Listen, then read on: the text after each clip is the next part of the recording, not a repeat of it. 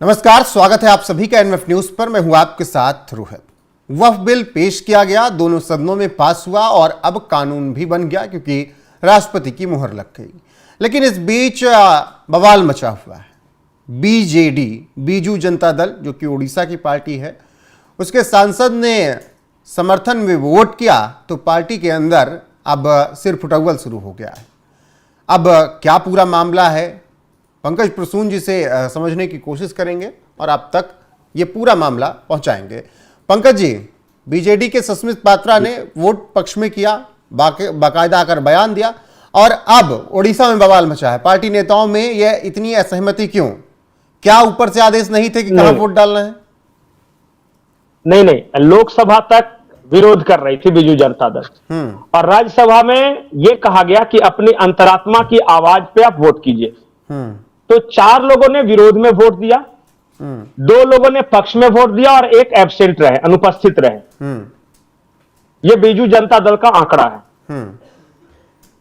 अब इसी बात को लेकर पार्टी के अंदर जो बवाल है कि भाई ऐसा कैसे, या तो आप विरोध करते या समर्थन करते। ये अंतरात्मा की आवाज, और अंतरात्मा की आवाज 4 के अंतरात्मा की आवाज थी कि विरोध कर दे और 2 की अंतरात्मा ने कहा कि समर्थन कर दे, जिसमें सस्मित पात्रा भी थे।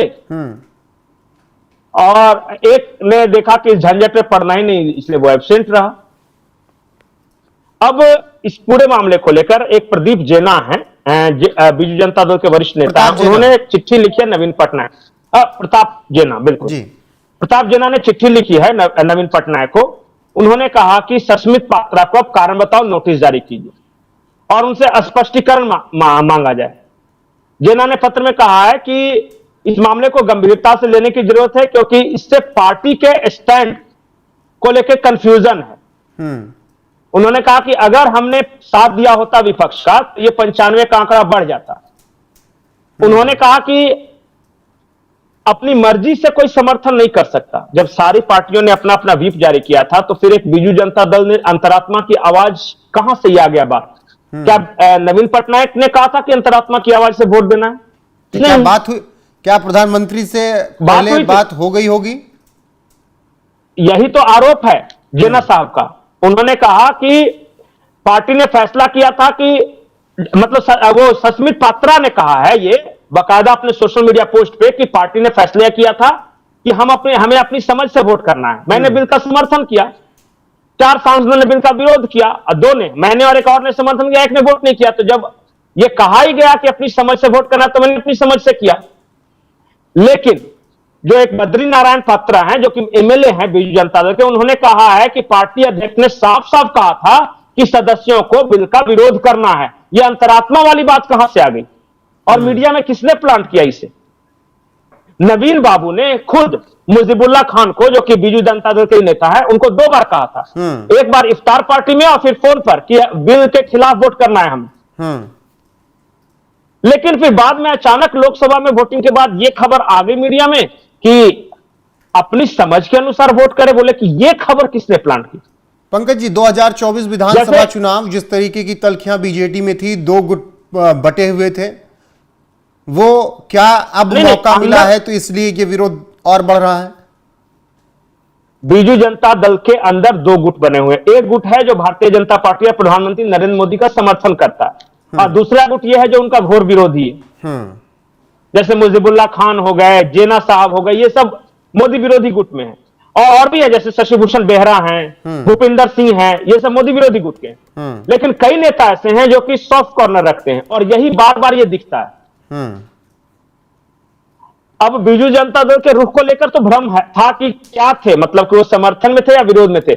नवीन बाबू ने अगर कहा था कि हमें विरोध करना है, तो फिर आखिर कौन सा ऐसा नेता है जिसने कहा था कि अपनी समझ के अनुसार वोट करना है? और पार्टी के उपनेता हैं प्रसन्न आचार्य, उनके नेतृत्व में एक समूह नवीन पटनायक से मुलाकात भी की। उन्होंने कल मुलाकात की है।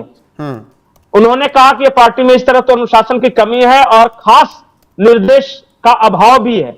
मतलब स्पष्ट, अब आगे से स्पष्ट चिट्ठी जारी करनी पड़ेगी।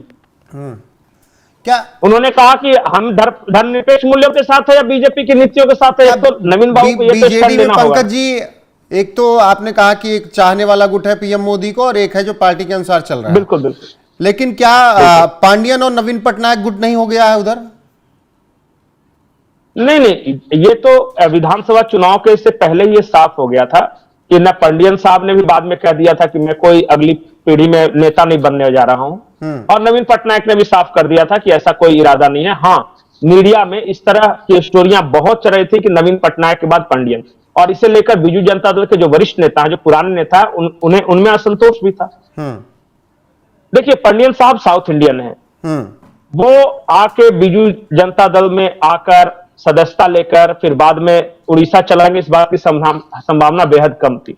लेकिन इतना है कि नवीन पटनायक उन पर भरोसा करते हैं और बहुत अच्छे अधिकारी हैं, बहुत काम भी किया है, इसलिए भरोसा करते हैं। अब बीजू जनता दल के कुछ नेताओं को इनसिक्योरिटी हो गई और उस वजह से ये सारा है, और आंतरिक कलह जैसी बात जो आज की जा रही है खुलेआम इतने, ये यही साबित करता है कि दो तरह के गुट हैं। बिल्कुल, और जयराम रमेश ने भी यही आरोप लगाया कि बीजेपी के दबाव में आकर बीजेटी के सांसदों ने इस तरीके का फैसला लिया। नहीं, बीजेपी के दबाव में नहीं, हमेशा से नवीन पटनायक जब तमाम उन्होंने पार्टी बनाया, उनका समर्थन किया है, जब मुसीबत में आए मुझे लग रहा साथ दिया है। अटल जी की सरकार में तो ये थे भी, लेकिन बहुत अच्छे माहौल में दोनों ने एक दिन चाय पे बैठ के चुस्कियां लगाते हुए कहा, नवीन बाबू ने कहा कि अब हम अलग हो जाते हैं, तो अटल जी ने कहा कि कोई बात नहीं, कोई किस तरह का मन में कड़वाहट नहीं रखेगा। ऐसे माहौल में अलग हुए थे दोनों। जसवंत सिंह उस वक्त हुआ करते थे देश के रक्षा मंत्री, तो जसवंत सिंह थे उस वक्त उड़ीसा में, भुवनेश्वर में। नवीन बाबू ने बुलाया, बोला कि देखिए ऐसा ऐसा है, राजनीति है, जो मेरी विचारधारा है वो सूट नहीं कर रहा है, तो हम अलग होते हैं, अटल जी को बता दीजिएगा। तो अटल जी से बात करवाई थी जसवंत सिंह ने, तो अटल जी ने कहा कि आप मन में कड़वाहट नहीं रखिएगा। नवीन बाबू ने कहा कि आप भी नहीं कड़वाहट रखिए, राजनीति में होता है, अलग होना साथ होना ये तो लगा रहता है। तो ऐसे माहौल में अलग होता है। उसके बाद कई बार आपने देखा होगा कि इक्वल डिस्टेंस बनाकर रखते हैं, न कांग्रेस से भी उतनी ही दूरी जितना भारतीय जनता पार्टी से, और कई बार राष्ट्र के मुद्दों पर समर्थन भी किया है। तो ये तो नवीन बाबू का स्टैंड है। और लेकिन इतना है कि अब वो स्टैंड बीजेडी के लिए जो है वो भारी पड़ रहा है, क्योंकि उसके नेता चाहते हैं कि स्पष्ट स्टैंड हो, या तो आप साथ हो या फिर खिलाफ। बिल्कुल, और क्या कहते हैं, पहले भाजपा जो थी उड़ीसा में ताकतवर नहीं थी, वहां कांग्रेस बनाम बीजेडी था। अब बीजेपी की सरकार है और इनको विपक्ष की भूमिका निभानी है, तो सत्ता पक्ष और विपक्ष एक ही कैसे हो सकता है दोनों? दुविधा यहां है। बिल्कुल, जिस तरीके का बवाल मचा हुआ है, और बीजेटी के तमाम नेता कह रहे हैं कि ऐसा नहीं होना चाहिए था। नवीन पटनायक से उन्होंने कहा कि मांग की जाए, इस तरीके के लूप होल्स नहीं चलने चाहिए, पार्टी का एक स्टैंड होना चाहिए। बाकी कांग्रेस हो या तमाम और दल हो, वो कह रहे हैं कि बीजेटी पर दबाव बनाया गया और इसीलिए उनके सांसदों ने पक्ष में वोट जाकर किया, वरना आंकड़ा जो था वो और कम हो सकता था। लेकिन जिस तरीके का माहौल बना है, ऐसे में क्या वाकई में पहले कुछ तय हो चुका था, या फिर अंतरात्मा की आवाज के बाद ही ऐसा फैसला कुछ सांसदों ने लिया? आप तक आगे खबर जरूर पहुंचाएंगे। फिलहाल के लिए बस इतना ही। पंकज प्रसून जी, आपका बहुत बहुत धन्यवाद इस चर्चा में जुड़ने के लिए। आप लोगों की क्या राय है कमेंट में जरूर बताइएगा। बने रहेगा हमारे साथ। नमस्कार।